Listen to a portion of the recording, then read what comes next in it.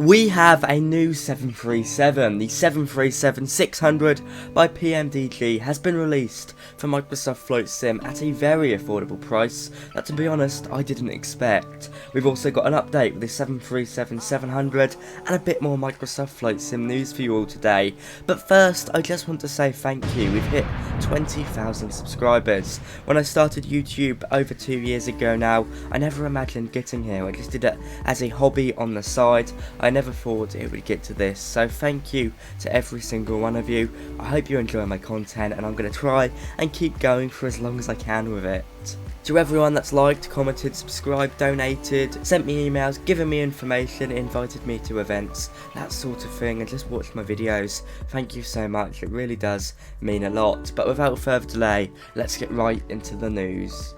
Okay, so we'll kick it off with the 737-600 by PMDG. This has finally been released, and I have to say, at the price they've released it as, I might pick it up, because this is really affordable. It's $35 US, $34.99 to be exact, which at the time of filming comes in to the UK price of 28 UK pounds 74 pence. Now, I expected this to be closer to $50 US, which would have been around 35 to 40 UK pounds, but £28 is much more affordable, and it's clear that PMDG have had a think about it after quite a bit of criticism over their pricing model and sort of set the 600 as an entry-level 737 into Microsoft Flight Sim, and entry-level PMDG for an affordable price while maintaining high PMDG standards. And I have to say, despite my criticism in the past, I'm glad they've done this. They seem to have sorted it out. Of course, most people will still be waiting for the 800, which will be a bit more expensive, but I do think the 600 is actually at a really good price. And I'm glad they've thought about it, because originally, as I said, they were aiming to release it for around $50 US, so it's quite a nice saving here. Now, as you'd expect, it's got all the high level of system depth you'd come to expect with PMDG. The cockpit looks awesome.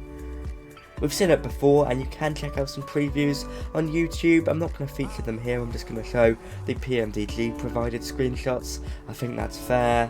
Of course, the 600 is the lesser used 737 next generation, with only 1% of the 737 next generations being delivered, and we're now down to low double digits of them flying. And it's got all the features you'd come to expect with the 700 variants, such as ground crew, custom ground vehicles, all of that stuff. Personally, I'm really happy with the price. It's certainly a nice surprise. I might take a look at it just depends. Do you guys want me to review this product? If you do, let me know down below. If I get enough comments, then I may consider it. At the end of the day, it is very similar to the 700 and indeed 800, with the exception, of course, its length and capacity, fuel capacity and range. It makes a charming little addition into the Microsoft Flight Sim world. Now, what about the 700? Well, the 700 has had an update. As PMDG promised, they were working on a new lateral flight path simulation that was brought over with the 600 and with an update to the 700. Now, while I haven't had too much time to test around with the new lateral flight model, I have updated my 700, but I haven't been on any long flights with it yet. From what I've been seeing, reception to this update seems good. Of course, any improvements to the dynamics of the aeroplane are going to result in a better flight experience, and the purpose of the improved lateral flight path simulation is to ensure that the aircraft follows more realistic bank angles, which in turn should help it manage itself in a more realistic fashion. I believe the lateral flight path simulation has been improved alongside the vertical flight path simulation, basically resulting in better accuracy when you click LNAV and VNAV. Now, going through the changelog, another thing that sticks out to me is working on brakes. Of course, most people don't really think about it, but it is important to make sure braking is accurately replicated in the simulator. Dynamics have changed slightly, so if you want to set your parking brake, now you will need to press your toe brakes down, then set your parking brake. I don't believe you can just click B anymore and it will automatically set it. So if you've got rudder pedals, you want to press down your toe brakes. And if not, you will need to apply a new keybind, as far as I know. I might be completely wrong, but I do believe, at least when I've been testing, this is the new technique. Same goes for when you want to release your parking brake. For me, I need to press my toe brakes down and then click B. Seems to work fine. I really like I've done this. It's something I learned how to do in my Cessna 152 the other day in real life. So a cool feature nonetheless.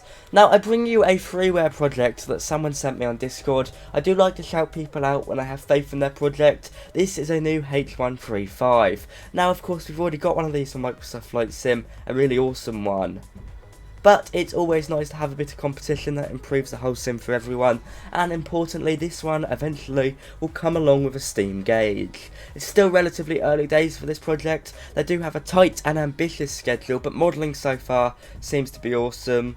And they also seem to start implementing some animations and systems in there, so I've put a link to their Discord. Please do check it out. I do like to shout out projects I have a bit of faith in. Hopefully this should be good. Carenado have previewed more photos from their Pilatus PC-12, an aircraft I'm quite looking forward to be fair. It's a nice aircraft in real life, and it's looking really good in Microsoft Flight Sim, basically finished at this point. If you don't want to check out Carenado's one, SimWorks Studio are also working on an aircraft, and with that one they're working with a manufacturer, so I imagine it will be higher detailed.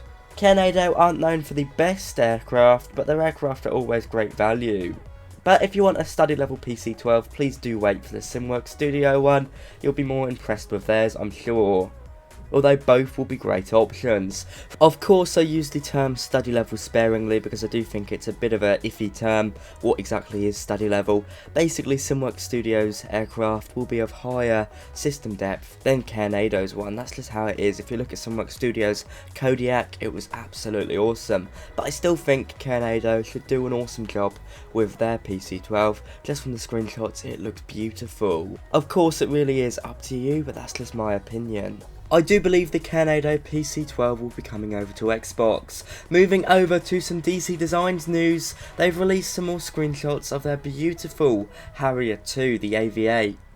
Now this will be coming to Xbox as well. The screenshots provided show some really good progress from modelling inside and outside, and this aircraft should be coming to our simulators on PC first in September. It was originally meant to be August, but it's been pushed back and there's still some work to go, but all in all it's looking okay at the moment. Clearly some work needed on systems, but in terms of how it looks pretty. Except for behind the seat, it looks a bit old there. I'm sure DC Designs will work on it. From me today, that is all. Thank you so much for watching. I hope you enjoyed being kept up to date with all the most important Microsoft Flight Sim news. Last thing I want to say, a big thank you for getting me to 20,000 subscribers. It's much appreciated. From me today, I'll see you around. Bye bye.